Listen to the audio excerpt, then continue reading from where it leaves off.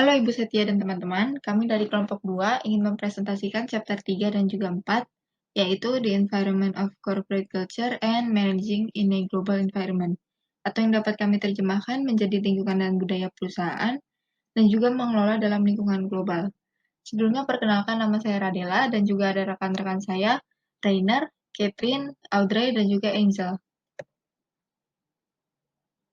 Chapter yang pertama yang akan kami bahas yaitu lingkungan dan budaya perusahaan. Berikut topik-topik yang akan kami sampaikan. Yang pertama ada lingkungan luar, kemudian hubungan organisasi lingkungan, lingkungan internal, budaya perusahaan, lalu jenis budaya, dan juga membentuk budaya perusahaan untuk respon inovatif. Topik pertama yaitu lingkungan luar dari sebuah perusahaan.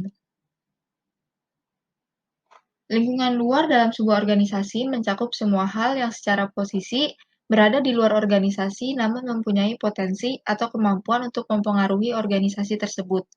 Lingkungan tersebut termasuk kompetitor, sumber daya, teknologi, dan juga kondisi ekonomi yang dapat mempengaruhi keberlangsungan organisasi. Namun lingkungan ini tidak mencakup hal-hal yang berada sangat jauh dari sang organisasi sehingga dampaknya tidak terlalu terasa. Lingkungan luar ini dapat kita kategorikan menjadi dua bagian, yaitu task dan juga general environment, atau yang dapat kami terjemahkan lagi menjadi lingkungan pekerjaan dan juga lingkungan umum.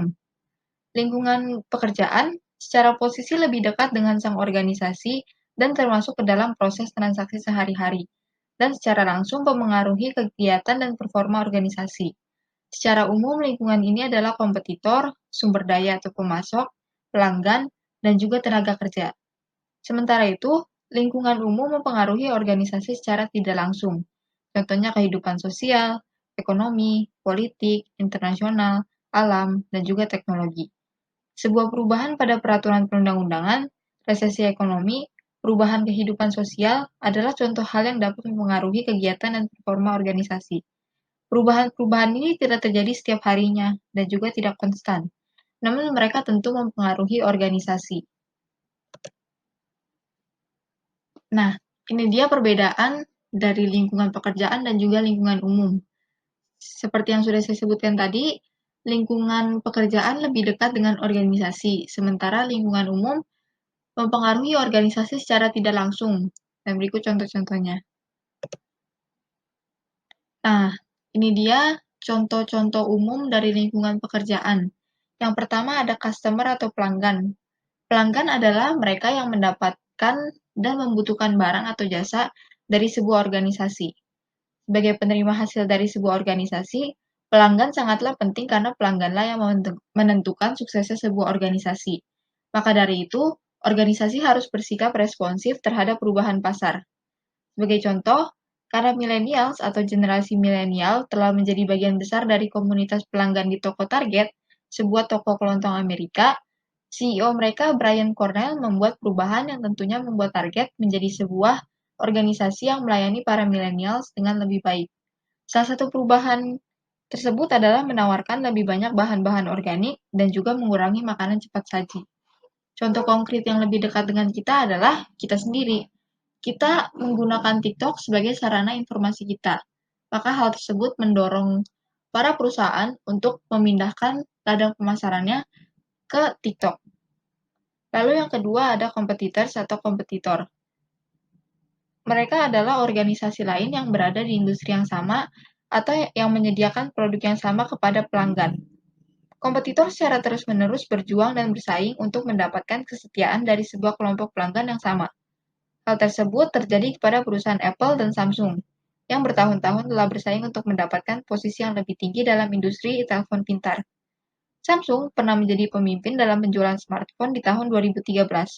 Lalu Apple secara singkat mengambil alih pada akhir tahun 2014 berkat penjualan drastis dari produk terbarunya, yaitu iPhone 6 atau iPhone 6.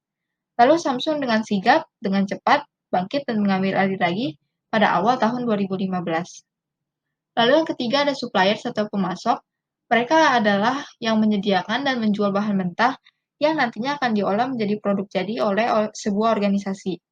Sebagai contoh, pabrik permen bisa menggunakan berbagai pemasok dari seluruh dunia sebagai bahan untuk pembuatan permen. Contohnya biji koko, gula, dan krim dari berbagai benua.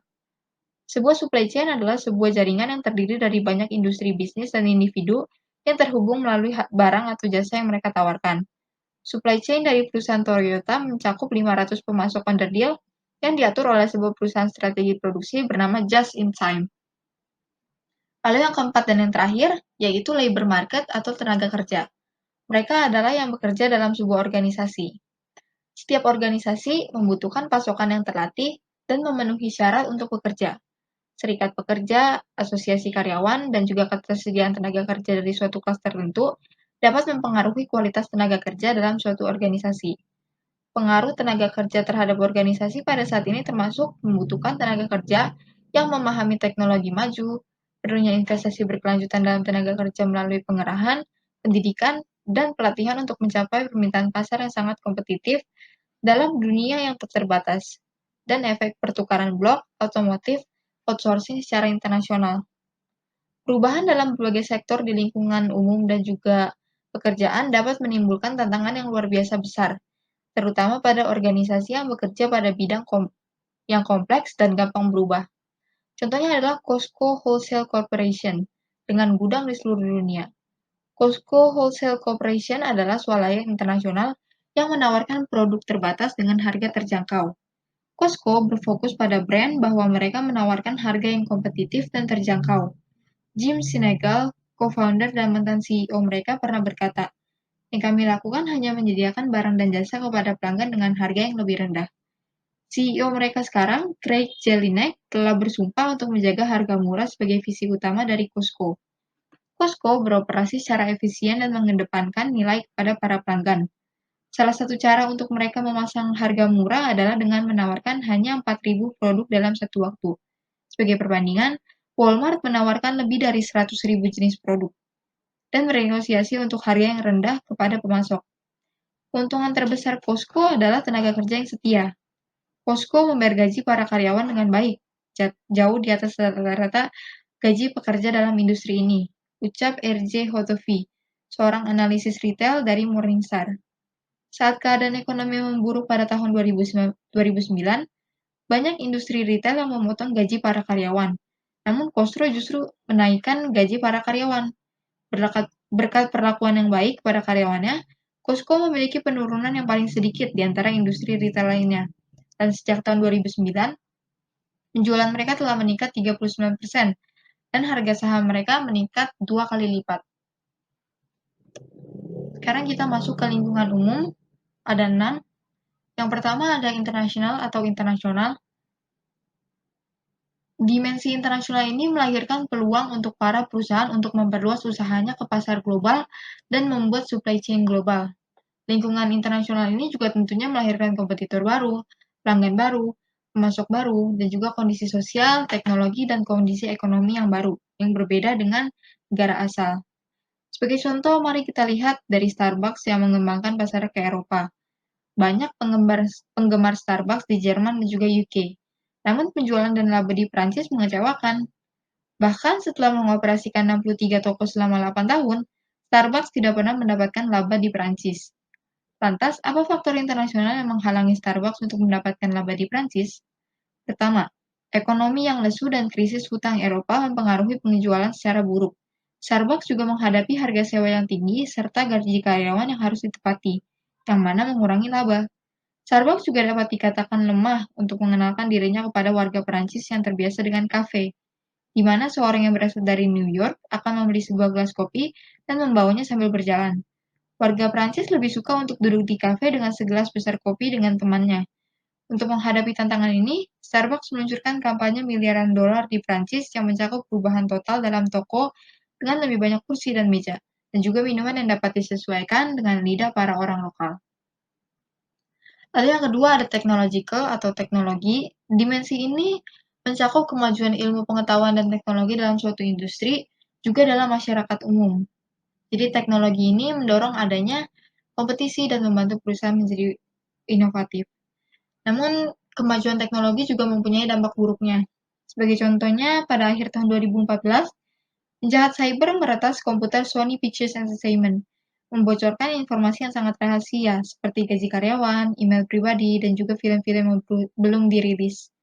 Lebih-lebih lagi, Para peretas tersebut mengancam pembalasan yang lebih dahsyat lagi jika The Interview, sebuah acara komedi yang berasal dari Korea Utara yang menampilkan pembunuhan dari presiden mereka Kim Jong-un, tidak ditayangkan. Sony harus mencari jalan lain saat banyak bioskop yang menolak untuk menayangkan film tersebut karena takut akan pembalasan. Setelah acara peretasan tersebut membuat Sony mengeluarkan biaya lebih dari 15 juta dolar, CEO mereka berkata, terhitung tidak terlalu mahal, sangat ricuh, kenari ditambang batu bara. Jika ada hikmahnya, itu adalah sebuah panggilan untuk orang-orang untuk bangun dan beri perhatian lebih.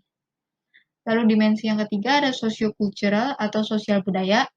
Dimensi ini mencakup karakteristik demografis, norma, adat, dan nilai dari masyarakat umum. Faktor-faktor sosial budaya yang penting adalah distribusi geografis, serta kepadatan umur dan level pendidikan dari masyarakat. Lalu yang keempat ada economic atau ekonomi.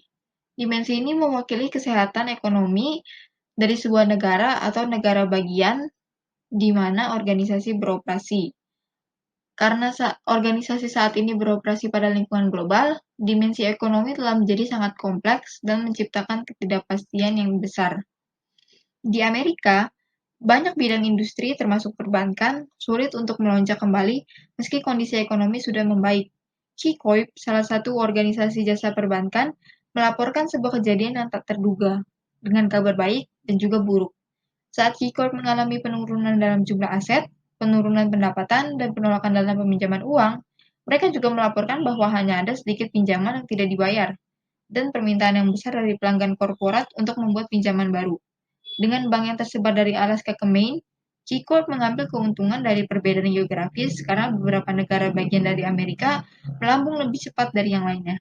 Karena kami sedang dalam tahap pemulihan ekonomi, model bisnis kami, ukuran kami, dan perbedaan geografis adalah sebuah keuntungan besar bagi kami. Ucap Pat Mooney, CEO KeyCorp. Lalu yang kelima ada legal political atau hukum politik. Dimensi ini mencakup peraturan perundang-undangan dalam tingkat lokal, juga aktivitas politik yang secara khusus dibuat untuk mempengaruhi perusahaan. Sistem politik Amerika mendorong adanya kapitalisme, dan pemerintah berusaha untuk tidak terlalu mengatur dunia bisnis. Jadi, ada perbedaan hukum di negara-negara lain yang harus kita perhatikan jika kita ingin memasarkan produk kita ke negara lain, seperti hukum perlindungan konsumen dan juga pencemaran nama baik. Lalu yang terakhir ada dimensi natural atau alami. Dimensi ini mencakup semua hal yang tumbuh atau ada secara alami di bumi termasuk tumbuhan, hewan, bebatuan, dan sumber daya alam seperti udara dan air. Merespon tekanan dari pelindung lingkungan, organisasi telah menjadi sangat sensitif terhadap keadaan alam yang memburuk dan dampaknya terhadap bisnis. Sebagai contoh, kita ambil kasus pada tahun 2015, SeaWorld mengumumkan bahwa mereka akan mengganti aksi paus pembunuh mereka di San Diego dengan pengalaman informatif yang memiliki pesan konservatif yang dapat menginspirasi masyarakat untuk bertindak. Perusahaan mereka menjadi hal yang diawasi oleh masyarakat setelah film dokumentasi Blackfish, di mana mereka dikritik untuk perlakuan mereka terhadap paus orca. Keputusan tersebut tidak mempengaruhi pertunjukan paus orca di SeaWorld Orlando, Florida, San Antonio, dan juga Texas. Namun tekanan dari grup aktivis akan terus berlanjut. Jared Goodman, direktur dari hukum hewan di People for the Ethical Treatment of Animals, berkata bahwa ia dan rekannya memanggil perusahaan tersebut untuk membangun cagar alam di laut dan berhenti membiarkan paus orca. Sebagai tambahan, perwakilan dari California Adam Schiff berkata bahwa ia akan mengenalkan RUU di Kongres yang akan menghentikan pembiakan paus orca, menghentikan penangkapan hewan liar, dan juga aktivitas ekspor-impor paus. Lalu materi berikutnya akan disampaikan oleh rekan saya, Audrey. Baik, selanjutnya saya Audrey akan memaparkan materi chapter ketiga subchapter 2, yakni hubungan organisasi dengan lingkungan. Organisasi itu sangat mempedulikan faktor-faktor lingkungan luar. Mengapa? Hal ini karena lingkungan itu sifatnya berubah-ubah, yang kemudian menciptakan suatu ketidakpastian bagi organisasi. Ketidakpastian di sini berarti bahwa para manajer tidak memiliki informasi yang cukup atau memadai mengenai faktor-faktor lingkungan untuk memahami dan memprediksi segala kebutuhan dan perubahan lingkungan. Contoh nyata bahwa lingkungan itu berubah dan menyebabkan suatu ketidakpastian adalah terjadi penurunan minat menonton tayangan di televisi dan beralih menonton tayangan di HP kita masing-masing. Beberapa banyak dari kita pada saat ini yang sudah jarang menonton TV, bahkan mungkin sudah tidak menonton TV lagi. Peristiwa ini adalah suatu ketidakpastian bagi perusahaan televisi dan perubahan jaringan televisi, seperti RCTI dan masih banyak lagi. Ketika diperhadapkan dengan keadaan seperti ini, kira-kira apa yang harus dilakukan oleh para manajer? Apakah mereka menyerah dengan gerusan perubahan atau beradaptasi? Tentunya jawabannya adalah para manajer harus menghadapi ketidakpastian tersebut dengan merancang organisasi yang mampu beradaptasi dengan lingkungannya. Setelah mengetahui apa definisi ketidakpastian lingkungan, mari kita menelusuri lebih dalam mengenai apa sih ketidakpastian lingkungan itu. Dari grafik yang Ibu dan teman-teman sekalian lihat pada layar, kita dapat mengetahui bahwa karakteristik lingkungan yang memengaruhi ketidakpastian adalah jumlah faktor eksternal dan sejauh mana faktor tersebut berubah. Dalam artian lain, ketika faktor tersebut semakin banyak jumlahnya dan semakin cepat perubahannya, maka organisasi akan mengalami ketidakpastian yang tinggi, sehingga perlu beradaptasi dengan lingkungan. Begitu juga sebaliknya. Ketika sebuah organisasi berhubungan hanya dengan beberapa faktor eksternal, dan faktor tersebut relatif stabil perubahannya, maka manajer akan menghadapi ketidakpastian yang rendah. Perlu kita pahami bersama bahwa semua perusahaan pada dasarnya akan menghadapi masalah ketidakpastian. Namun perusahaan yang sering menghadapi masalah tersebut adalah perusahaan yang bergerak dalam bidang telekomunikasi dan kedirgantaraan, perusahaan komputer dan elektronik, serta perusahaan hiburan. Mengapa? Karena kebutuhan konsumen, yang di sini adalah faktor eksternal, mereka itu akan terus berubah minatnya dan kebutuhannya sesuai dengan perkembangan zaman. Contoh perusahaan yang menghadapi masalah ketidakpastian itu adalah The Walt Disney Company. Mungkin sebagian dari kalian bertanya, mengapa hal ini bisa terjadi? Bukankah The Walt Disney Company itu adalah perusahaan yang sudah sukses, apalagi film-filmnya sangat terkenal? Jawabannya adalah ya. The Walt Disney Company memang mendapatkan keuntungan yang besar melalui film-film suksesnya. Salah satunya adalah Star Wars Force Awakens yang keluar pada tahun 2015. Namun, ini dapat terjadi karena divisi jaringan kabel The Walt Disney Company menderita karena pelanggan mereka membatalkan langganan kabel atau bahkan mereka itu tidak pernah mendaftar untuk memulai berlangganan berbayar, melainkan hanya menggunakan fasilitas percobaan gratis dalam periode waktu tertentu. Kemudian, divisi jaringan kabel The Walt Disney Company semakin menderita karena adanya kompetitor, seperti HBO dan perusahaan lainnya, yang menawarkan pelayanan yang sama, namun dengan biaya bulanan yang jauh lebih murah daripada tagihan kabel yang ditawarkan oleh The Walt Disney Company. Ini menunjukkan sifat dasar konsumen tentunya, yang mana konsumen pasti akan lebih memilih produk yang lebih murah, namun tetap berkualitas. Selanjutnya, mengenai beradaptasi dengan lingkungan.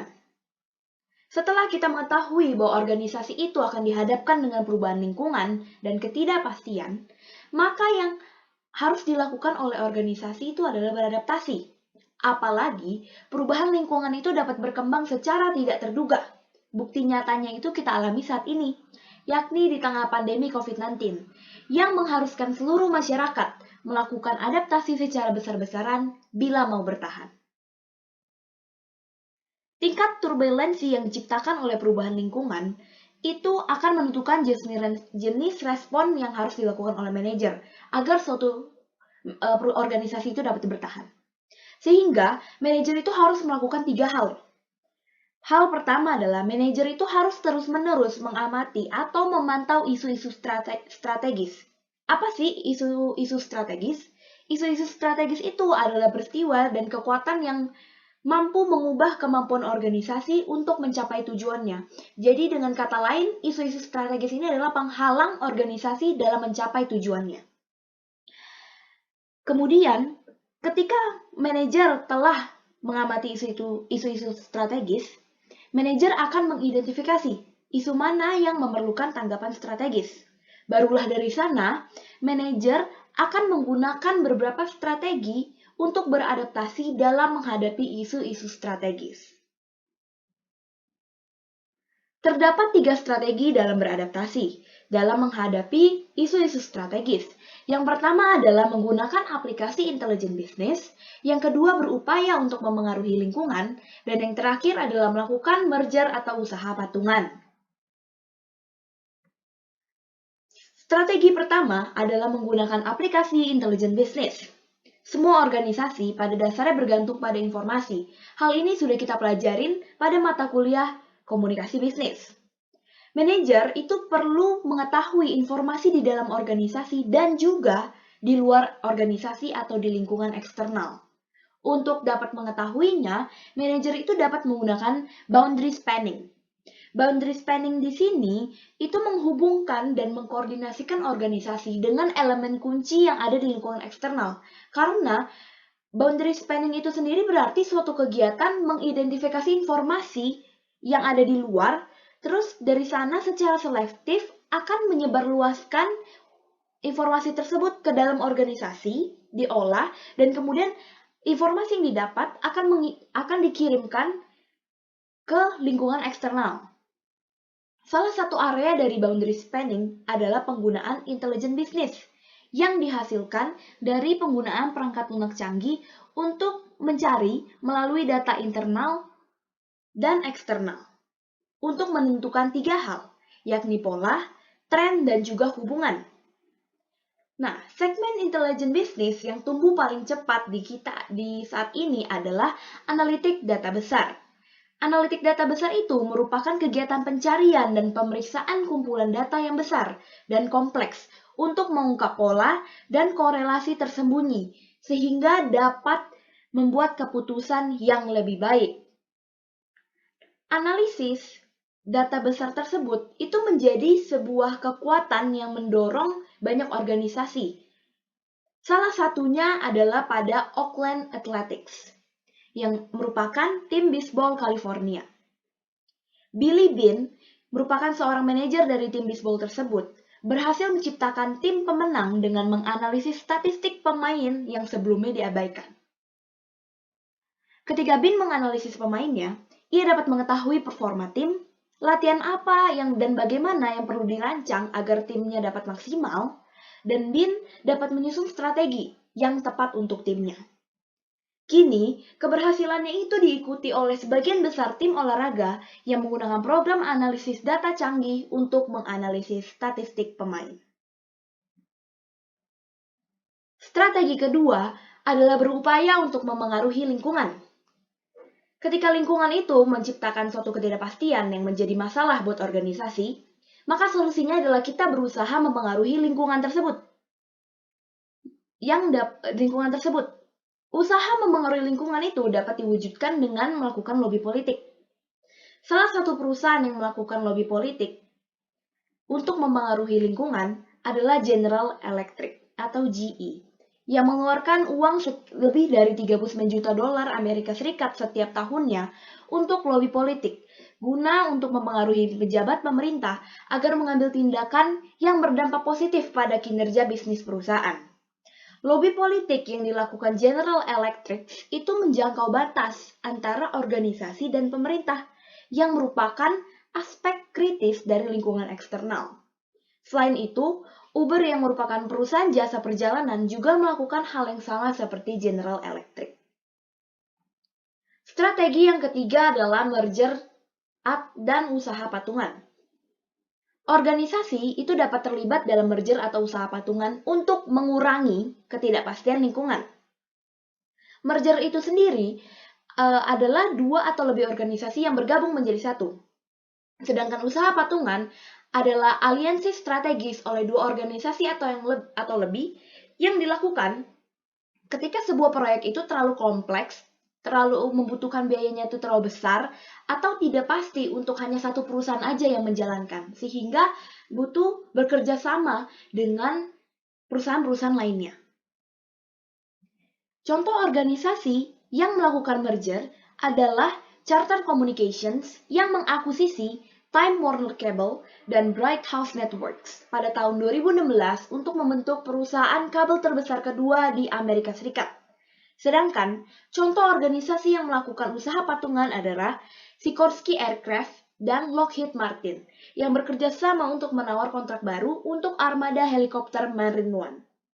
Sikorsky Aircraft membangun helikopter, sedangkan Lockheed Martin menyediakan beragam sistem khusus pada helikopternya. Walaupun sebelumnya mereka itu adalah saingan, namun mereka di sini menyatukan kekuatan untuk menghadapi ketidakpastian, yakni di mana ada kompetitor mereka. Jadi di sini mereka ingin melawan kompetitor mereka, yakni Boeing dan juga Bell Helicopters. Kesimpulan dari subchapter kedua ini yang perlu diingat adalah poin pentingnya adalah ini. Bahwa untuk dapat bertahan, maka organisasi itu harus beradaptasi dengan lingkungan yang berubah-ubah dan harus mampu menghadapi isu-isu strategis. Upaya adaptasi tersebut dapat dilakukan oleh organisasi dengan cara melakukan merger, berusaha memengaruhi lingkungan, dan menggunakan aplikasi intelijen bisnis. Selanjutnya, saya akan memaparkan materi chapter ketiga, subchapter 3, yakni lingkungan internal budaya perusahaan. Lingkungan internal organisasi itu mencakup budaya perusahaan, produksi teknologi, struktur organisasi, dan juga fasilitas fisik dalam organisasi. Dari keempat hal tersebut, budaya perusahaan adalah elemen yang sangat penting. Budaya perusahaan itu harus sesuai dengan kebutuhan lingkungan eksternal dan juga dengan strategi perusahaan. Apabila sesuai, maka perusahaan ini akan sulit dikalahkan. Budaya itu dapat didefinisikan sebagai perangkat nilai kunci, keyakinan, pemahaman, dan norma yang dimiliki bersama oleh anggota organisasi.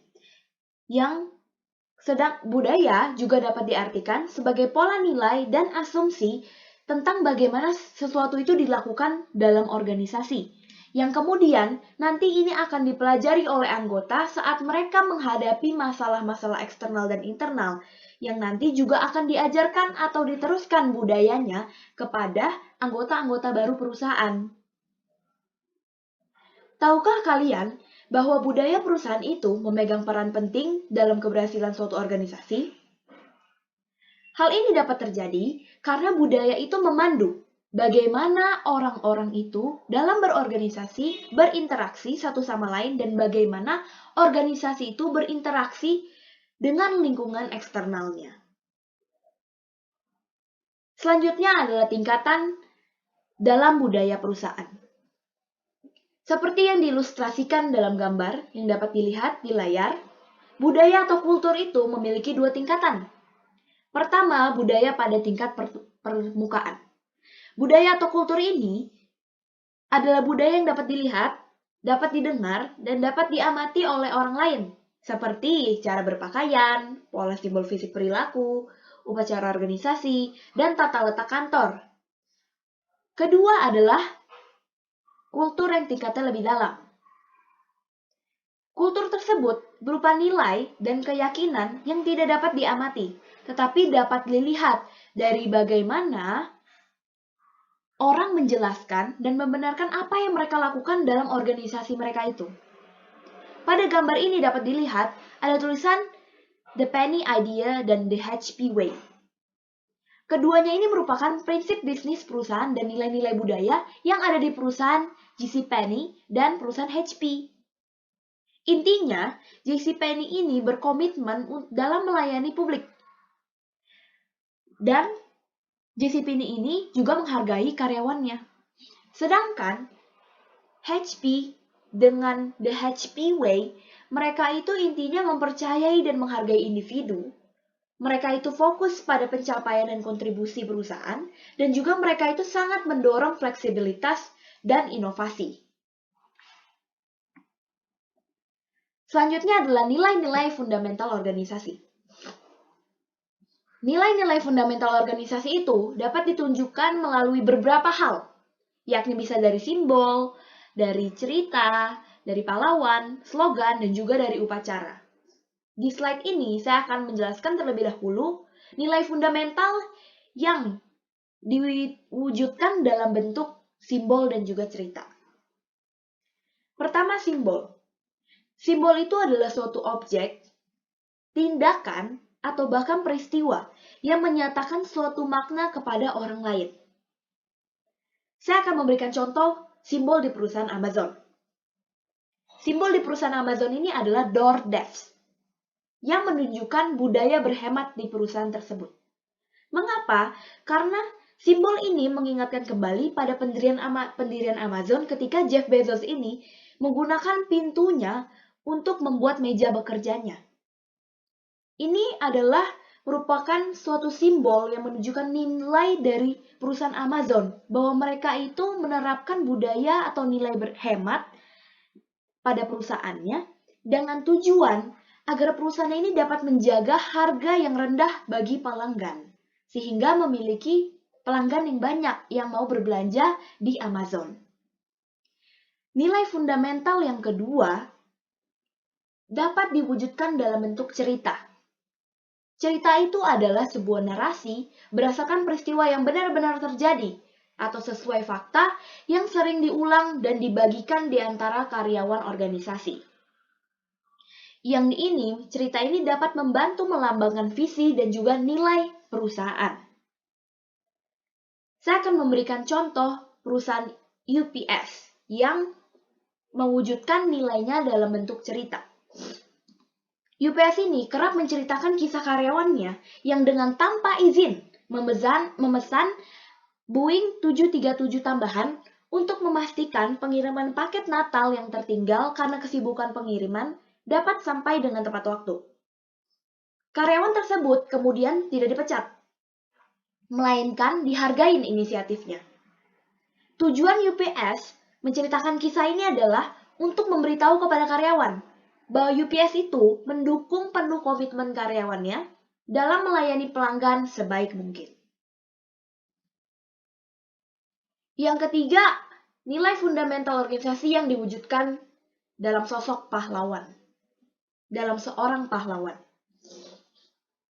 Pahlawan itu adalah sosok yang menjadi panutan dan contoh dalam hal perbuatan, watak, dan atribut budaya yang kuat. Pahlawan dengan warisan yang kuat ini dapat terus mempengaruhi budaya, bahkan setelah mereka pergi, seperti Steve Jobs di perusahaan Apple. Budaya dan watak Steve Jobs yang mengutamakan kreativitas, inovasi, pengambilan resiko, dan berani mendobrak batas, itu diteruskan oleh penggantinya yakni Tim Cook. Bahkan Tim Cook ini sendiri mengatakan bahwa ia tidak akan menyaksikan dan dia tidak akan mengizinkan adanya perubahan terhadap budaya yang sudah ditanamkan oleh Steve Jobs. Karena budaya-budaya tersebut yang membuat Apple menjadi perusahaan yang extraordinary. Yang keempat adalah nilai-nilai yang diwujudkan dalam bentuk slogan. Slogan itu adalah frasa atau kalimat ringkas yang mengungkapkan nilai utama perusahaan. Contoh perusahaan yang menggunakan slogan untuk menunjukkan nilainya itu adalah perusahaan The Ritz-Carlton. Dengan slogannya, Ladies and Gentlemen Taking Care of Ladies and Gentlemen. Di sini slogannya itu ingin menunjukkan komitmen The Ritz-Carlton yang menjaga taking care karyawannya dan juga pelanggannya. Selain itu, saya akan menambahkan Disney juga menggunakan slogan untuk mewujudkan nilai-nilainya, yakni dengan slogannya The Happiest Place on Earth, yang secara ringkas itu mengungkapkan nilai utama dari perusahaan The Walt Disney Company, yang mana nilai mereka ini, visi mereka yang utama itu adalah memberikan pengalaman bahagia bagi para pengunjung dan juga bagi karyawan yang bekerja di Disney. Terakhir adalah nilai-nilai organisasi yang ditunjukkan dalam bentuk suatu upacara. Upacara itu sendiri merupakan adalah kegiatan yang direncanakan oleh manajer pada acara khusus yang ditujukan untuk memperkuat nilai-nilai perusahaan, dan di sini juga dapat sebagai ajang berbagi peristiwa penting dan untuk merayakan pencapaian perusahaan. Saya ingin memberikan contohnya, yakni Southwest Airlines. Yang dalam upacara ulang tahun mereka yang ke-20, itu mereka meluncurkan pesawat khusus yang disebut Lone Star One dengan menyertakan bendera negara bagian Texas yang dicat di badan pesawat untuk menandakan awal perusahaan mereka di Texas. Selanjutnya, saya akan memaparkan materi chapter ketiga subchapter 4, yakni jenis budaya. Budaya perusahaan itu harus selaras dengan strategi organisasi dan juga kebutuhan lingkungan eksternal agar menjadi sebuah organisasi yang efektif. Ini sudah saya sampaikan di slide-slide sebelumnya.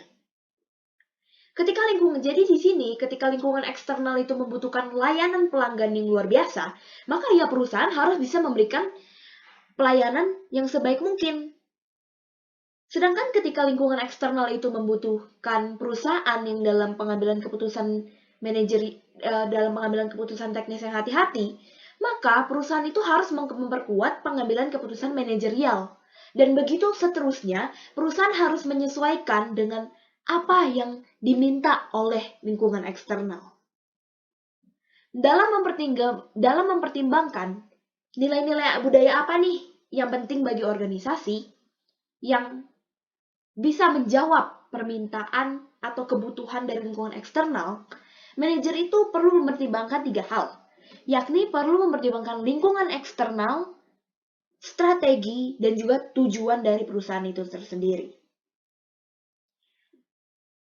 Studi menunjukkan bahwa kesesuaian yang tepat antara budaya, strategi, dan lingkungan itu berkaitan dengan 4 jenis budaya yang dapat Ibu dan juga teman-teman lihat dalam layar. Budaya-budaya itu adalah budaya adaptabilitas, budaya prestasi, budaya keterlibatan, dan juga budaya konsistensi. Dari gambar ini, kita itu dapat melihat adanya 2 dimensi fokus budaya. Di sini ada kebutuhan dari lingkungan luar, dan di sini adalah fokusnya. Dari sini dimensinya adalah sejauh mana lingkungan eksternal itu membutuhkan fleksibilitas atau lingkungan eksternal itu butuhnya stabilitas. Selanjutnya, dimensi kedua adalah sejauh mana strategis fokusnya si perusahaan. Dia fokusnya itu ke eksternal atau ke internal. Bila fokusnya ke eksternal, maka membutuhkan ada budaya adaptabilitas dan budaya prestasi. Bila fokusnya adalah internal, dia membutuhkan budaya keterlibatan dan juga budaya konsistensi. Ini dapat dipahami karena ini masih merupakan grafik yang simple. Selanjutnya, saya akan menjelaskan masing-masing dari keempat budaya ini agar pemahaman kita dapat lebih mendalam. Yang pertama adalah budaya adaptabilitas. Budaya adaptabilitas adalah budaya yang muncul dalam lingkungan yang membutuhkan respon yang cepat dan pengambilan keputusan yang beresiko tinggi. Manajer pada budaya adaptabilitas ini, ciri-ciri dari budaya adaptabilitas adalah pertama, manajer pada budaya adaptabilitas itu mendorong nilai-nilai yang mendukung kemampuan perusahaan agar secara cepat dapat mendeteksi, menafsirkan, dan menerjemahkan sinyal dari lingkungan luar ke dalam perilaku baru. Dapat di-highlight bahwa di sini yang ditekankan adalah cepat. Kemudian, ciri yang kedua adalah karyawan pada budaya adaptabilitas memiliki otonomi untuk membuat keputusan dan bertindak secara bebas. Kemudian yang ketiga, cirinya adalah manajer pada budaya adaptabilitas itu, mereka mendorong dan bahkan menghargai kreativitas, eksperimen, dan juga pengambilan resiko. Contoh perusahaan yang memiliki budaya adaptabilitas itu adalah perusahaan Tupmogul. Tupmogul ini mengedepankan nilai-nilai budaya kecepatan, fleksibel, dan tidak takut dalam melakukan kesalahan. Ini sesuai dengan penjelasan saya sebelumnya, yang dimana budaya adaptabilitas itu lebih mementingkan soal kecepatan, pengambilan resiko yang tinggi.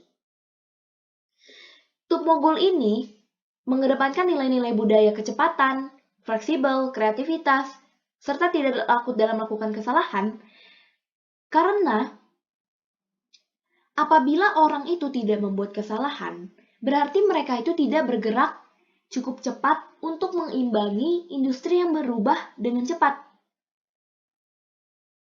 Manajer Tupmogul mendorong orang untuk mengambil resiko, menjadi kreatif, membuat kesalahan, dan melakukan koreksi terhadap kesalahan tersebut. Jadi tidak apa-apa membuat sebuah kesalahan dalam lingkungan yang mana terjadi perubahan yang sangat cepat. Itu adalah suatu normalitas. Tetapi ketika terjadi suatu kesalahan, yang paling penting adalah dengan segera cepat mengkoreksi dan mencari solusi dari masalah yang mereka hadapi. Yang kedua adalah budaya prestasi. Budaya ini adalah budaya yang berorientasi pada hasil, yang menghargai daya saing, agresivitas, inisiatif pribadi, pemotongan biaya, kemauan untuk bekerja lama, dan bekerja keras untuk mencapai suatu hasil. Yang saya merahkan tulisannya, ini adalah ciri-ciri dan juga kata kunci dari budaya adaptabilitas. Kemudian, yang perlu kita ketahui juga selain dari pengertiannya, kita harus tahu bahwa perekat dalam organisasi yang menggunakan budaya prestasi adalah kemenangan dan keinginan untuk mencapai tujuan ambisius tertentu. Perusahaan yang memiliki budaya prestasi adalah Oracle dan EMC Corporation. Kedua perusahaan tersebut sebenarnya dikritik karena mereka, seperti ciri dari budaya prestasi, memiliki budaya agresif. Dan di sini mereka itu memiliki budaya take no prisoners. Apa sih take no prisoners? Take no prisoners itu artinya mereka memiliki budaya agresif tanpa kompromi dalam mengejar tujuan mereka. Selanjutnya yang ketiga adalah budaya keterlibatan. Budaya ini adalah budaya yang menjunjung tinggi pemenuhan kebutuhan karyawan, menghargai kerjasama dan juga kesetaraan. Jadi fokusnya ini lebih kepada internalnya perusahaan. Contoh perusahaan yang memiliki, di sini saya ingin juga melanjutkan penjelasan mengenai budaya keterlibatan, bahwa ciri yang paling mencolok dari budaya keterlibatan itu adalah dapat adanya suasana yang penuh perhatian dalam organisasi yang menggunakan budaya keterlibatan. Kemudian juga ada rasa kekeluargaan dalam perusahaan. Seperti tadi saya sudah bilang, di sini fokus mereka adalah internal. Selanjutnya, contoh perusahaan yang memiliki dan menerapkan budaya keterlibatan dalam organisasi mereka adalah Four Seasons Hotels and Resorts. Hal ini terbukti pada budaya perusahaan yang menghargai karyawan di atas semua aset lainnya, yang mana Four Seasons Hotels dan Resorts memiliki komite di setiap lokasi mereka, setiap cabang mereka, yang terdiri dari orang-orang dari semua departemen yang bertemu dengan manajer umum atau general manager setiap bulannya untuk membahas masalah tempat kerja. Ini adalah suatu hal positif, yang mana dengan membahas masalah tempat kerja secara berkala, lingkungan kerja itu kan dapat menjadi lebih sehat, dan perusahaan dapat bekerja dengan lebih baik, menghasilkan sesuatu yang baik.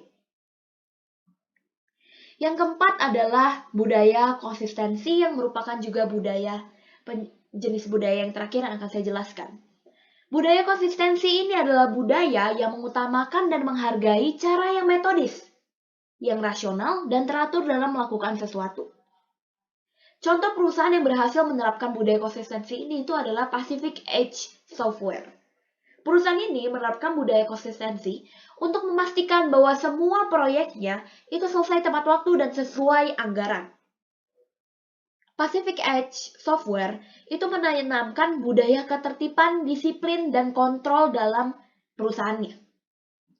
Penekanan dalam ketertiban dan fokus ini terlihat di mana karyawan dari perusahaan Pacific Edge Software ini itu dapat pulang pada pukul 6 sore sesuai dengan peraturan atau ketentuan yang ada di dalam perusahaan mereka. Hal ini didasari karena pemikiran bahwa ini lebih baik dibandingkan mereka karyawannya itu bekerja sepanjang malam untuk menyelesaikan sebuah proyek penting.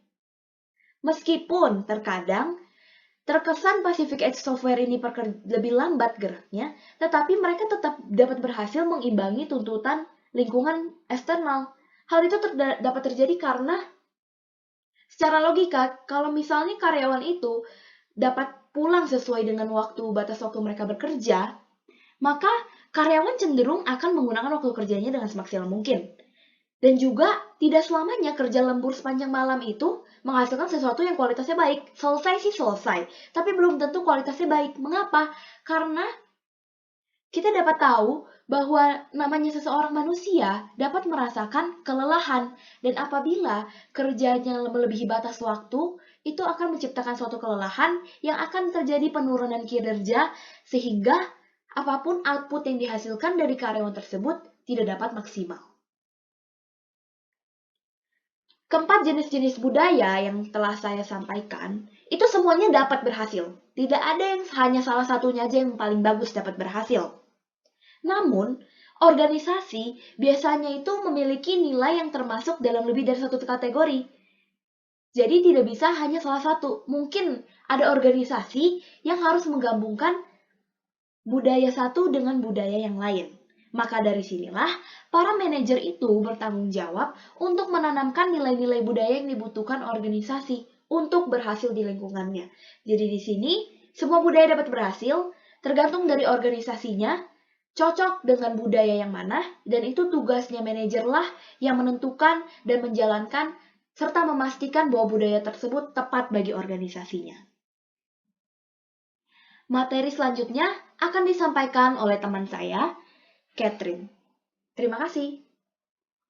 Terima kasih Audrey atas penjelasannya. Berikutnya adalah membentuk budaya perusahaan untuk respon inovatif.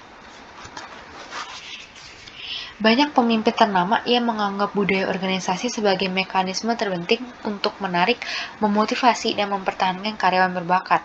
Hal ini merupakan sebuah kemampuan yang dianggap sebagai prediktor terbaik dalam keunggulan organisasi secara keseluruhan. Dalam sebuah survei 500 perusahaan terbaik di Kanada, 82% pemimpin mengatakan bahwa budaya memiliki dampak yang kuat pada kinerja perusahaan mereka. Studi dari Stanford University yang dilakukan oleh Profesor Charles A. O'Reilly III bersama rekan-rekannya juga menemukan bahwa budaya cenderung mencerminkan karakteristik pemimpin terbaik. Selain itu, budaya juga mempengaruhi hasil termasuk kinerja keuangan, reputasi perusahaan, dan sikap karyawan. Penemu dan mantan CEO dari Southwest Airlines, Herb Kelleher, percaya bahwa bagaimana cara perusahaan memperlakukan karyawan akan menentukan juga cara karyawan memperlakukan pelanggan. Kemudian pelanggan itu akan merasa puas dan mempertahankan nilai pemegang saham. Budaya perusahaan memiliki peran penting dalam organisasi, sehingga memungkinkan pembelajaran dan respon inovatif terhadap ancaman dari lingkungan luar, tantangan dalam peluang baru, dan krisis dalam organisasi. Jadi para manajer harus sadar bahwa mereka tidak boleh hanya fokus dalam mengupayakan nilai-nilai budaya, namun mereka juga butuh komitmen untuk menerapkan kinerja bisnis yang solid. Selanjutnya adalah mengelola budaya berkinerja tinggi. Perusahaan yang berhasil di dunia adalah perusahaan dengan manajer yang dievaluasi dan diberi penghargaan karena telah memberi perhatian terhadap nilai-nilai budaya dan juga kinerja bisnis. Terdapat 4 hasil organisasi berdasarkan perhatian yang diberikan manajer terhadap nilai budaya dan juga kinerja bisnis. Yang pertama, manajer pada kuadran C yang kurang memperhatikan nilai budaya dan kinerja bisnis. Akibatnya perusahaan tersebut tidak bertahan lama karena manajer yang tidak mencapai target dan gagal mempertahankan nilai budaya. Kemudian yang kedua, ada manajer pada kuadran D yang fokus dalam nilai budaya namun tidak memperhatikan kinerja bisnis, sehingga target tidak tercapai sesuai yang diinginkan. Kemudian yang keempat, itu ada manajer pada kuadran A yang fokus terhadap kinerja bisnis, namun tidak memperhatikan nilai budaya. Dengan begitu, target perusahaan dapat tercapai, namun perusahaan gagal mempertahankan nilai budaya. Cara ini mungkin dapat menguntungkan dalam jangka pendek, namun akan gagal dalam jangka panjang, karena nilai budaya ini menjadi perekat perusahaan dan dia menghilang. Kemudian terakhir, itu ada manajer pada kuadran B yang fokus pada 2 hal, yaitu nilai budaya dan kinerja bisnis. Hal ini menjadi pendorong dalam keberhasilan perusahaan. Manajer menyertai nilai-nilai tersebut dalam kegiatan sehari-hari perusahaan seperti perekrutan, penganggaran, promosi dan penghargaan, kemudian sebagainya. Perusahaan yang menerapkan cara kerja pada kuadran B menunjukkan budaya berkinerja tinggi. Perusahaan tersebut mewujudkan budaya yang didasarkan pada tujuan organisasi yang solid, mewujudkan nilai-nilai adaptif sebagai pemandu keputusan dan praktik bisnis, serta mendorong setiap karyawan sebagai pemilik dari budaya perusahaan. Salah satu hal terpenting yang harus dilakukan oleh manajer adalah membuat dan mempengaruhi budaya perusahaan untuk mencapai target karena budaya memiliki dampak yang cukup signifikan terhadap kinerja. Selanjutnya adalah kepemimpinan berbudaya. Seorang manajer tentunya harus memiliki sifat yang mengikuti norma dan memiliki nilai untuk membangun kinerja seseorang, terutama karyawannya. Manajer harus bisa mengkomunikasikan pada pekerjanya untuk memahami dan mengenal tentang nilai budaya yang baru, dan mereka dapat menerapkan tidak hanya melalui perkataan namun juga melalui perbuatan. Seorang pemimpin berbudaya adalah pemimpin yang mempromosikan nilai-nilai budaya yang ada di perusahaannya. Pemimpin berbudaya tersebut mempromosikan budaya dalam dua area utama.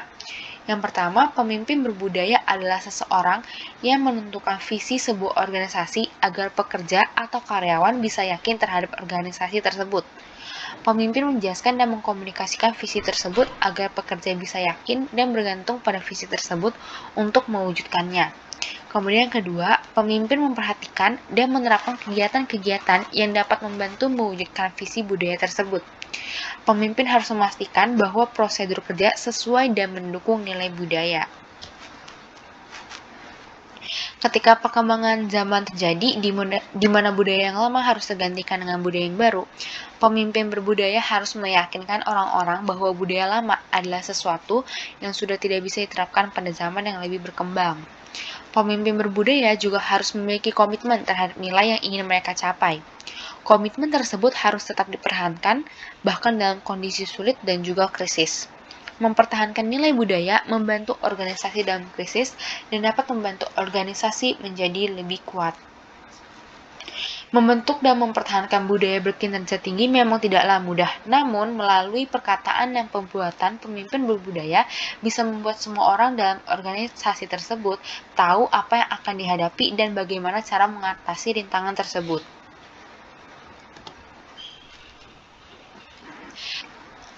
Chapter berikutnya adalah chapter 4, yaitu mengelola dalam lingkungan global.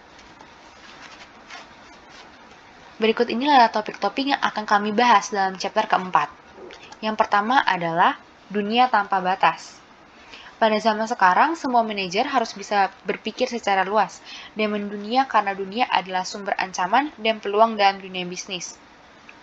Bahkan seorang manajer yang melangsungkan karir di daerahnya tetap harus waspada pada lingkungan internasional, karena mungkin saja dia akan berinteraksi dengan seseorang yang memiliki budaya berbeda. Yang pertama itu globalisasi. Bisnis itu seperti kejahatan yang akan terus berkembang secara global dan akan terus meluas. Ide dan tren yang diadakan oleh sebuah organisasi di dalam suatu negara memungkinkan organisasi lain untuk ikut mengadakan ide atau tren tersebut. Globalisasi mengacu pada sejauh mana perdagangan dan investasi, serta kerjasama politik mengalir antar negara. Globalisasi dan meningkatnya saling ketergantungan telah secara mengubah lingkungan bagi para manajer. Editor majalah Fortune Alan Murray menulis bahwa dunia berada pada tahap awal revolusi industri baru yang berdasarkan model di mana setiap orang terhubung di mana saja dan kapan saja. Lingkungan bisnis telah berubah dengan melihat pada pergeseran geografi dari perusahaan-perusahaan Fortune Global 500. Angka pada perusahaan Global 500 di Amerika, termasuk Amerika Serikat dan juga Kanada, kemudian Eropa termasuk Inggris Raya, Prancis, dan Jerman, telah menurun. Sedangkan angka pada perusahaan Global 500 di Asia seperti di Cina, Jepang, dan Korea Selatan itu telah tumbuh dari 129 pada tahun 2005 menjadi 201 pada tahun 2015. Selanjutnya adalah mengembangkan pola pikir global.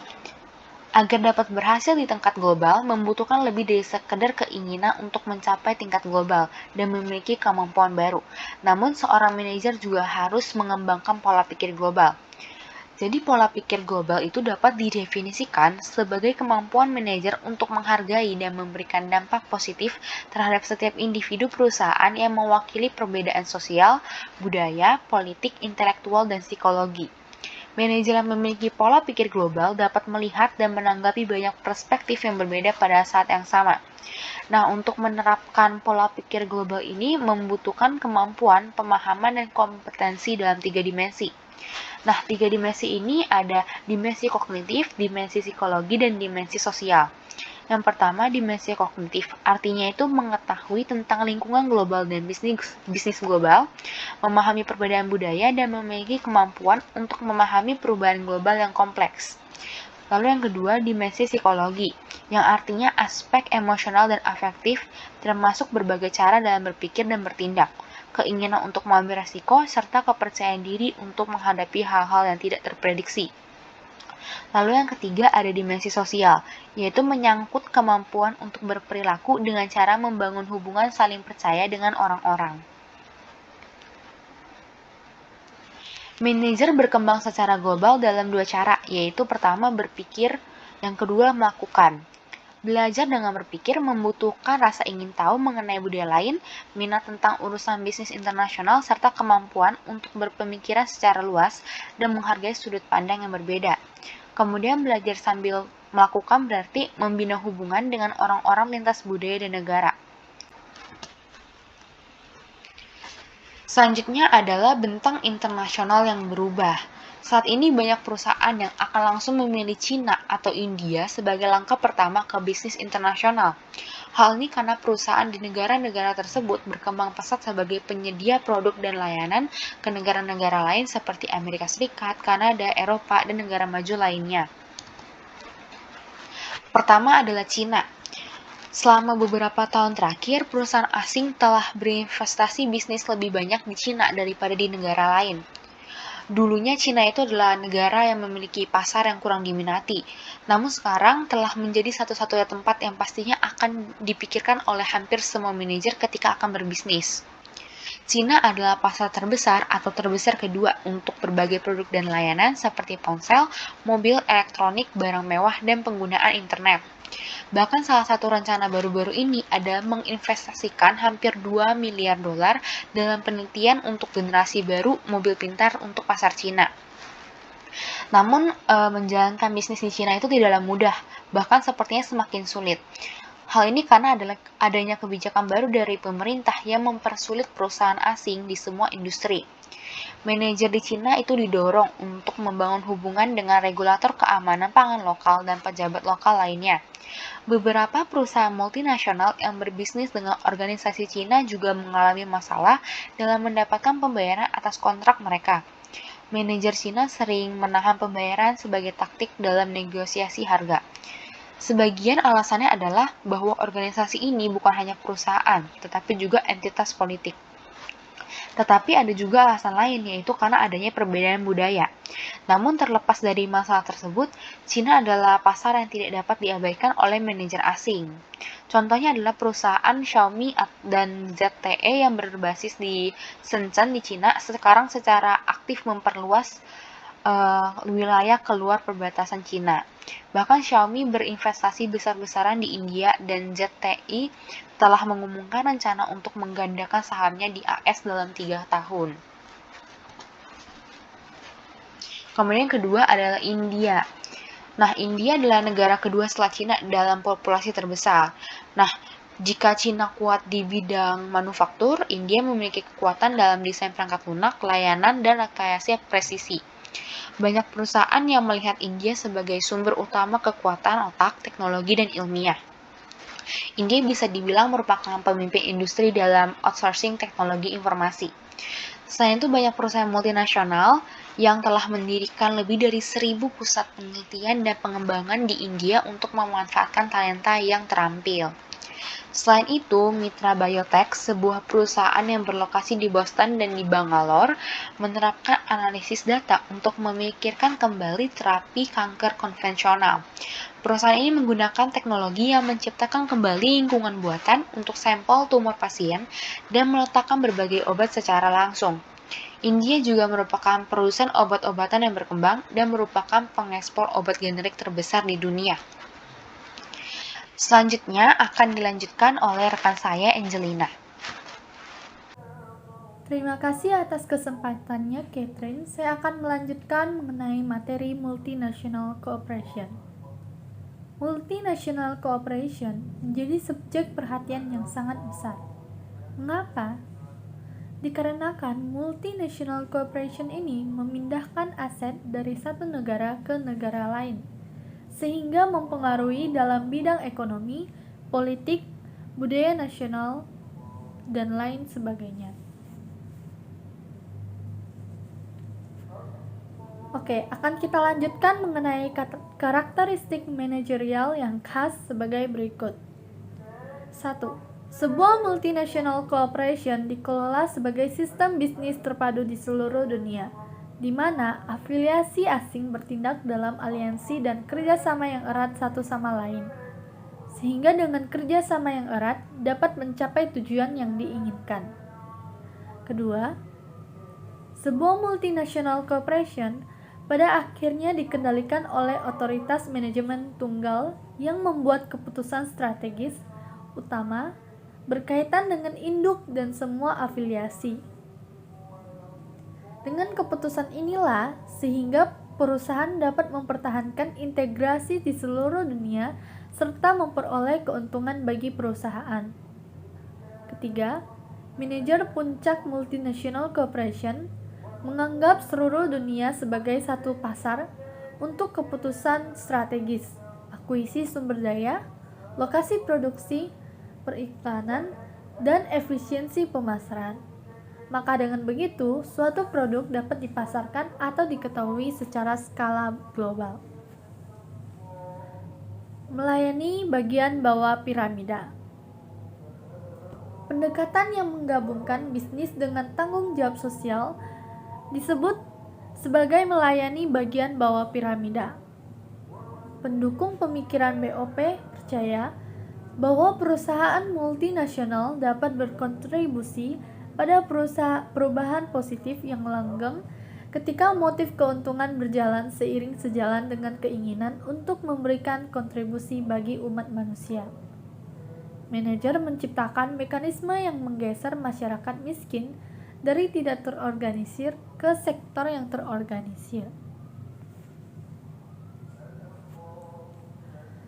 Memulai secara internasional. 3 tahap, yakni dimulai dengan A. Mengekspor.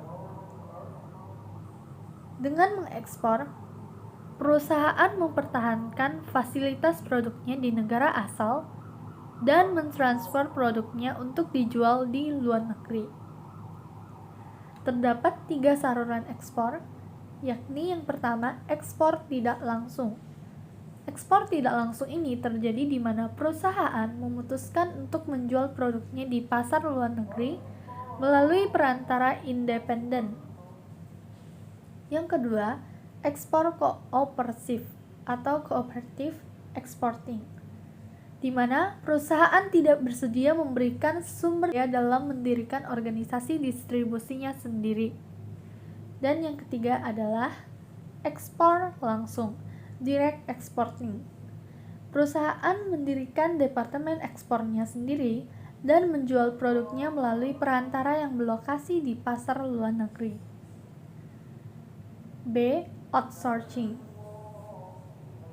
Outsourcing global ini sering disebut dengan offshoring, berarti terlibat dalam pembagian kerja internasional, sehingga kegiatan kerja dapat dilakukan di negara-negara dengan sumber tenaga kerja dan persediaan termurah, seperti pengembangan bakat lunak, akuntansi, dan layanan medis. C. Kemitraan. Salah satu jenis kemitraan yang populer adalah usaha patungan, di mana perusahaan berbagi biaya dan risiko dengan perusahaan lain, biasanya di negara tuan rumah, untuk mengembangkan produk baru, membangun fasilitas manufaktur, atau mendirikan jaringan penjualan dan distribusi. Selain usaha patungan, kompleksitas lingkungan bisnis global saat ini mendorong para manajer di banyak perusahaan untuk mengembangkan jaringan aliansi. Usaha patungan yang dilakukan oleh suatu perusahaan itu untuk menghindari adanya keterbatasan atau resiko dalam memasuki permainan global. Tantangan hukum politik. Pemerintah tuan rumah memiliki banyak sekali undang-undang tentang undang-undang, yakni pencemaran nama baik, pelindungan konsumen, informasi dan pelabelan, dan maupun pekerjaan dan keselamatan serta upah. Maka, dengan adanya aturan-aturan tersebut, hendaknya suatu perusahaan mengikuti atau menaati setiap peraturan yang telah berlaku di masing-masing negara, sehingga suatu usaha dapat berjalan secara efisien. Sekian penjelasan dari saya dan akan dilanjutkan oleh teman saya, Rena. Selanjutnya adalah sociocultural challenges atau tantangan sosiokultural. Pertama, apa itu sosiokultural? Sosiokultural adalah istilah yang berhubungan dengan sosial dan budaya, yang berarti tradisi, kebiasaan, pola, nilai, dan juga kepercayaan yang berlaku di dalam suatu populasi dan di antara anggota. Nah, topik utama kita kan managing in a global environment. Jadinya, di dalam tempat yang dimana menampung berbagai sosiokultural, manajer harus menyadari bahwa cara mereka menjalankan bisnis di negara asalnya tidak selalu sama dengan cara negara lain menjalankan bisnisnya. Jadinya, untuk memanage adalah untuk mengerti dan menghargai perbedaan dalam nilai budaya dan juga sosialnya. Nah, di dalam sebuah riset yang dilakukan terhadap 116.000 pegawai IBM atau International Business Machines, peneliti Belanda yang bernama Geert Housefield mengidentifikasi bahwa ada 4 dimensi dalam sistem nilai nasional yang memengaruhi organisasi dan juga hubungan kerja karyawannya. Yang pertama itu power distance. Artinya jarak kekuasaan. Nah, power distance ini dibagi menjadi 2, yaitu power distance tinggi dan juga power distance rendah. Power distance tinggi berarti masyarakat menerima ketidakadilan kuasa. Contoh negara yang menganut power distance tinggi adalah Malaysia, India, dan Filipina. Sedangkan power distance rendah artinya masyarakat mengharapkan adanya keadilan dalam memegang kuasa. Contoh negara yang menganut power distance rendah adalah Denmark, Israel, dan New Zealand. Dimensi kedua yang diidentifikasi adalah uncertainty avoidance atau penghindaran ketidakpastian. Artinya, di dimensi ini masyarakat merasa tidak nyaman dengan ketidakpastian. Nah, seperti tadi power distance, uncertainty avoidance juga dibagi menjadi 2, yaitu uncertainty avoidance yang tinggi dan uncertainty avoidance yang rendah. Uncertainty avoidance yang tinggi artinya masyarakat sangat tidak nyaman dengan ketidakpastian tersebut.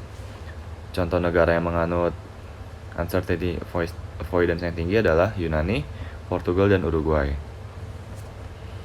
Nah, sedangkan uncertainty avoidance yang rendah artinya masyarakat lebih bisa menerima hal ketidakpastian tersebut.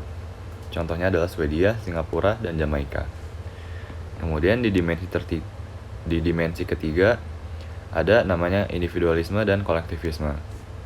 Nah, di dimensi yang ini, individualisme adalah kerangka sosial yang tidak begitu erat, yang dimana setiap individu diharapkan untuk dapat mengurus dirinya sendiri.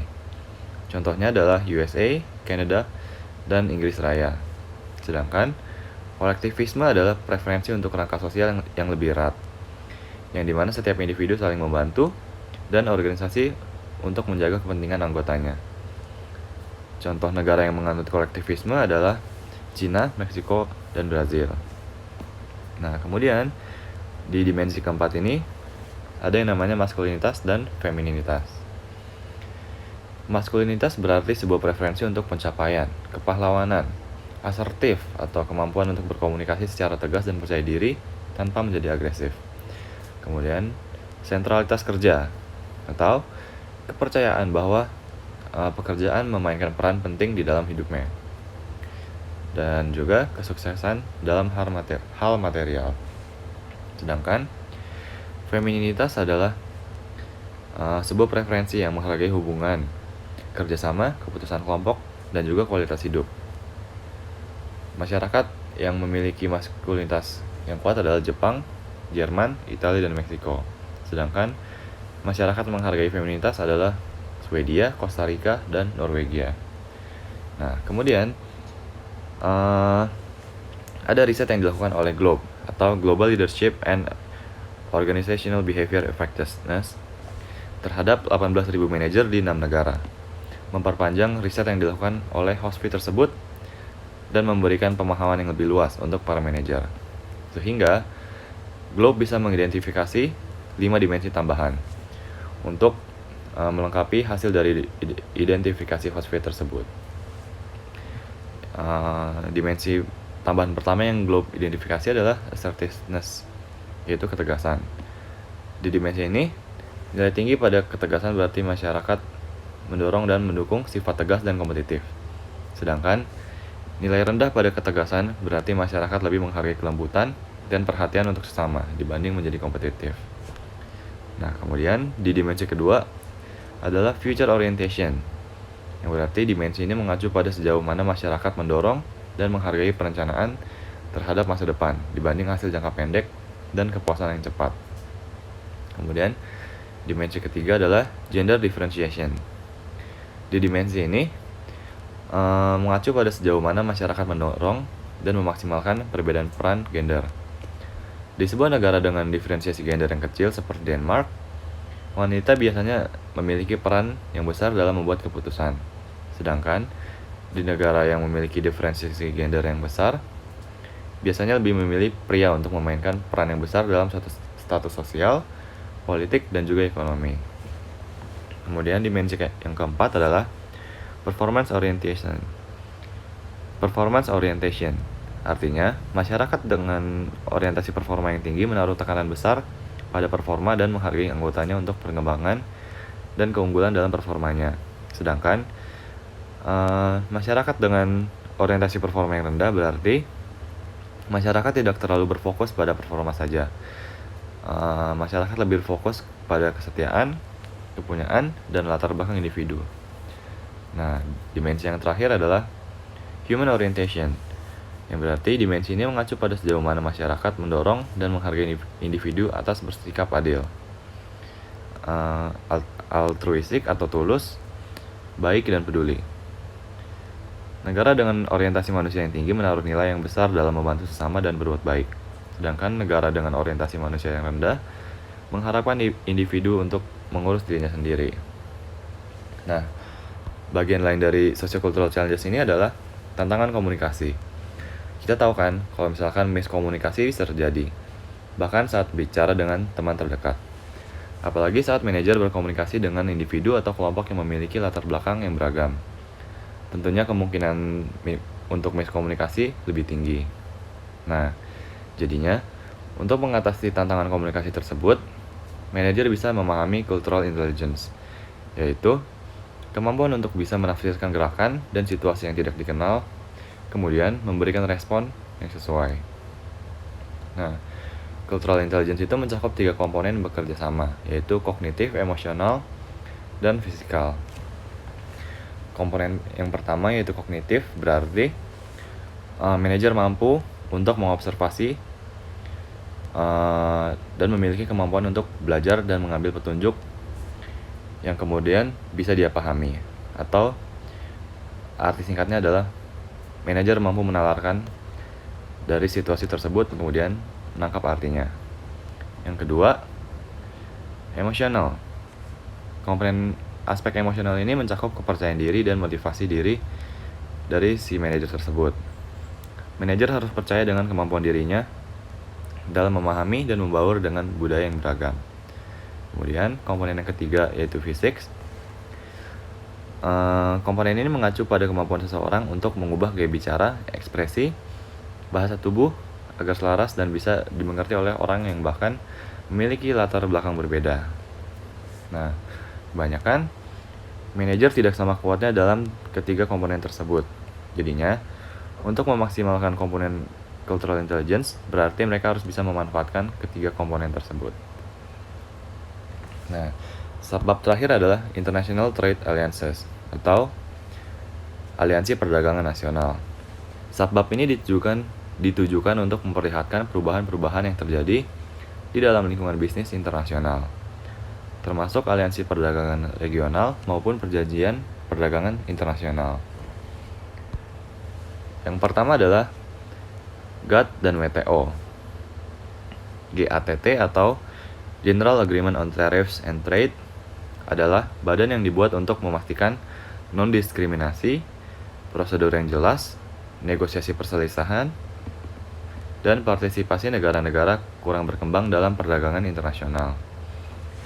Tujuannya adalah untuk memotong tarif pajak dari sektor ekspor-impor. Kemudian, WTO mewakilkan pematangan dari GATT menjadi lembaga global yang permanen. Kemudian, WTO menjadi lembaga yang memantau perdagangan nasional 159 negara anggota dan memiliki wewenang hukum untuk menengahi masalah perdagangan nasional ini. Selanjutnya adalah European Union atau EU. European Union adalah aliansi yang dibuat untuk membuat sistem pasar tunggal yang kuat untuk jutaan konsumen di Eropa, memungkinkan manusia, barang, dan jasa untuk bisa disalurkan atau berpindah dengan lebih leluasa. Salah satu cara European Union untuk merealisasikan hal tersebut adalah dengan memperkenalkan mata uang euro yang sekarang sudah diadopsi oleh 19 negara anggota. Kemudian adalah NAFTA atau North American Free Trade Agreement. NAFTA adalah aliansi yang bertujuan untuk menggabungkan Amerika Serikat, Kanada, dan Meksiko untuk menjadi satu pasar tunggal. Ditujukan untuk memacu pertumbuhan dan investasi, meningkatkan ekspor, dan memperluas lapangan kerja di ketiga negara. Nah, kemudian yang terakhir adalah TPP atau Trans-Pacific Partnership. Itu sebuah aliansi yang mengajukan perjanjian perdagangan antar 12 negara, termasuk Amerika Serikat, Kanada, Jepang, dan Malaysia. Aliansi ini dirancang untuk mengurangi hambatan perdagangan, ekonomi, dan penciptaan lapangan kerja. Kemudian mempromosikan transparansi dan meningkatkan perlindungan tenaga kerja dan lingkungan dalam negara yang berpartisipasi. Kalau dilihat, aliansi ini cukup baru, yaitu diresmikan pada tahun 2016. Tapi, TPP adalah kesepakatan regional terbesar dalam sejarah. Secara bersama-sama, negara-negara TPP mewakili sekitar 40% kekuatan ekonomi dunia. Nah, sekian materi untuk menutup chapter 4 ini. Selanjutnya akan ditutup oleh Radel.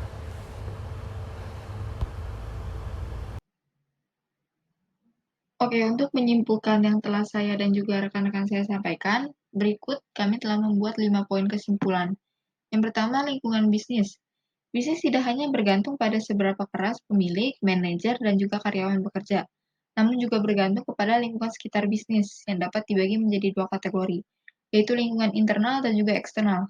Lingkungan internal yang mencakup semua hal yang terjadi dalam organisasi seperti budaya bekerja, serta semua individu yang ada di dalam organisasi tersebut. Sementara lingkungan eksternal dapat dibagi lagi menjadi 2 kategori, yaitu lingkungan pekerjaan dan juga lingkungan umum. Lingkungan pekerjaan yang terdiri dari pelanggan, kompetitor, pemasok, dan juga tenaga kerja, sementara lingkungan umum yang terdiri dari dunia internasional, teknologi, sosial budaya, ekonomi, hukum politik, dan juga alam. Lalu poin yang kedua, masalah yang akan terus dihadapi oleh sebuah organisasi dalam bisnis. Suatu masalah yang akan terus dihadapi dalam bisnis dan tak dapat dihindari adalah perubahan yang menyebabkan ketidakpastian. Ketidakpastian tersebut berupa isu-isu strategis yang harus ditanggapi dengan 3 strategi dalam usaha beradaptasi, yakni menggunakan aplikasi intelijen bisnis, berupaya mempengaruhi lingkungan, dan juga melakukan merger. Lalu poin yang ketiga adalah membangun budaya dalam organisasi. Sebuah studi dari Universitas Stanford menemukan bahwa budaya mencerminkan karakteristik. Cara perusahaan memperlakukan karyawan akan menentukan cara karyawan memperlakukan pelanggan. Hasil kinerja dari perusahaan akan tercermin dari perusahaan itu sendiri.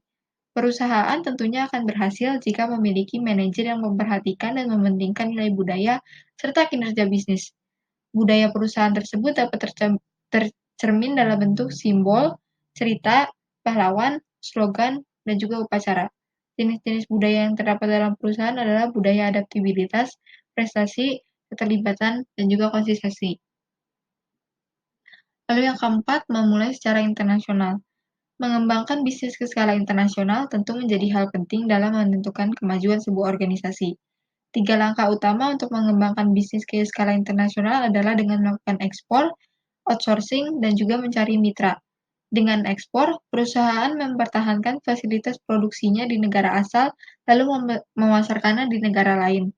Outsourcing berarti melibatkan diri dalam pembagian kerja internasional sehingga kegiatan kerja dapat dilakukan di negara-negara dengan sumber tenaga dan persediaan termurah. Cari mitra di negara lain juga merupakan hal yang penting. Salah satu jenis kemitraan yang populer adalah usaha patungan, di mana perusahaan berbagi biaya dan juga risiko dengan perusahaan di negara lain untuk bekerja sama. Lalu, poin yang terakhir, tantangan dalam skala internasional. Tentunya mengembangkan bisnis ke skala internasional tidak terlepas dari tantangan baru. Tantangan tersebut diantaranya tantangan hukum politik dan juga tantangan sosial budaya. Tantangan hukum politik akan mencakup perundang-undangan yang berbeda dengan negara asal. Contohnya perundang-undangan tentang pencemaran nama baik dan juga perlindungan konsumen. Sementara tantangan sosial budaya akan mencakup tradisi, kebiasaan, pola, nilai, dan juga kepercayaan yang berbeda dengan negara asal kita. Sekian yang dapat kami sampaikan. Terima kasih telah mendengarkan dan terima kasih atas kesempatannya.